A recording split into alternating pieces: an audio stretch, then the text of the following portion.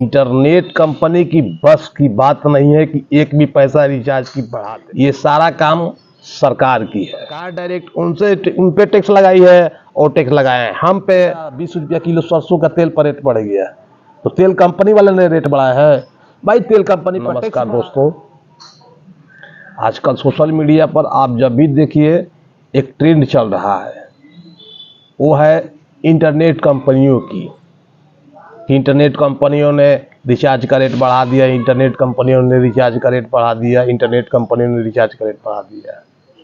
तो आप एक बात ध्यान में रख लीजिए, इंटरनेट कंपनी की बस की बात नहीं है कि एक भी पैसा रिचार्ज की बढ़ा दे।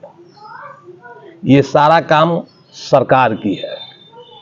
जैसा कि आप सभी जानते हैं, हम भी जानते हैं, चुनाव था, चुनाव में सरकार की पैसा खर्चा हुई, चुनाव खत्म हो गया, धीरे धीरे हर सामान पर रेट बढ़ना चालू हो गया। बड़े बड़े इंटरनेट कंपनी वालों को से कही होगी कि भाई आपकी कंपनी पर इतना टैक्स हम बढ़ा रहे हैं।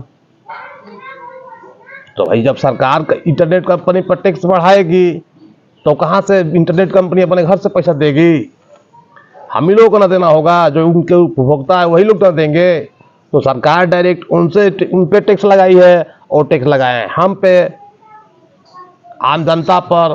तो सभी प्रकार के आम जनता परेशान है कि इंटरनेट कंपनी ने रेट बढ़ा दिया, इंटरनेट कंपनी ने रेट बढ़ा दिया। ऐसा कुछ नहीं है, इंटरनेट कंपनियों के बस का कुछ भी नहीं है कि एक पैसा रेट बढ़ा दे, जब तक सरकार की मर्जी ना हो।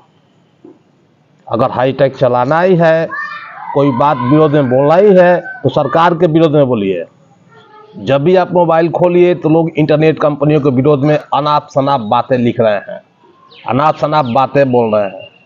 उनकी क्या औकात है, उनकी कहाँ दम है कि वो ऐसा कर दे, एक पैसा रेट बढ़ा दे?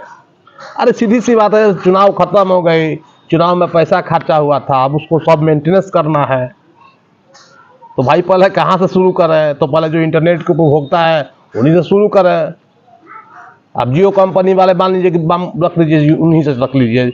अब जियो कंपनी वाले से ही रख लीजिए, सरकार उनको बुलाई होगी कि भाई जियो कंपनी वाले इधर आइए, वो आए होंगे। ऐसा है कि आप पे हम इतना % टैक्स बढ़ा रहे हैं, तो भाई बता क्या ना करता, उनको तो बढ़ा देना ही है टैक्स। अब जब मान लीजिए कि वो टैक्स देंगे सरकार को, तो हमको टैक्स देना होगा उनको बढ़ा के। तो सीधी सी बात है, जो इंटरनेट की रेट बढ़ी है, रिचार्ज की रेट बढ़ी है, ये किसी टेलीकॉम कंपनी या इंटरनेट कंपनियों का काम नहीं है। दिमाग से निकाल दीजिए, इनका काम नहीं है, ये सरकार का काम है। सरकार ने उन पे अधिक टैक्स लादा, कुछ % टैक्स बढ़ाया, और वो टैक्स बढ़ा रहे हैं हम पर, लगा रहे हैं हम लोगों को, हम जैसे उपभोक्ताओं पर।